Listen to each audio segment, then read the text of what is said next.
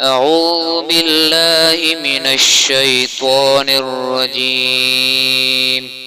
بسم الله الرحمن الرحيم. يا أيها الذين آمنوا أطيعوا الله وأطيعوا الرسول وأولي الأمر منكم، فإن تنازعتم في شيء فردوه إلى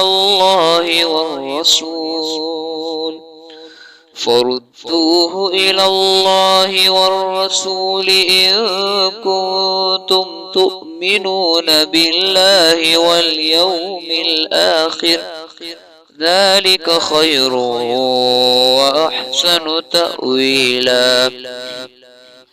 ألم تر إلى الذين يزعمون أنهم آمنوا بما أنزل إليك وما أنزل من قبلك يريدون أن يتحاكموا إلى الطاغوت وقد أمروا أن يكفروا به، ويريد الشيطان أن يضلهم ضلالا بعيدا. وإذا قيل لهم تعالوا إلى ما أنزل الله وإلى الرسول رأيت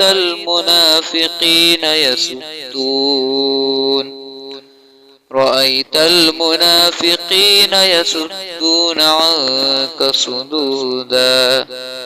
فكيف إذا أصابتهم مصيبة بما قدمت أيديهم ثم جاءوك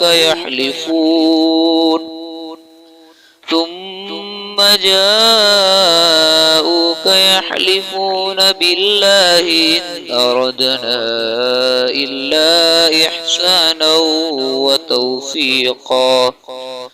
أولئك الذين يعلم الله ما في قلوبهم فأعرض عنهم وعظهم وقل لهم في أنفسهم قولا بليغا. وما أرسلنا من رسول إلا ليطاع بإذن الله، ولو أنهم إذ ظلموا أنفسهم جاءوك فاستغفروا الله واستغفر لهم الرسول لوجدوا الله توابا رحيما.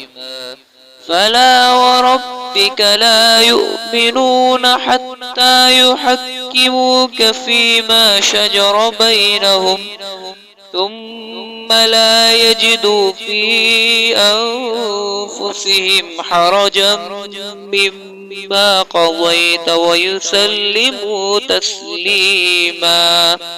صدق الله العظيم.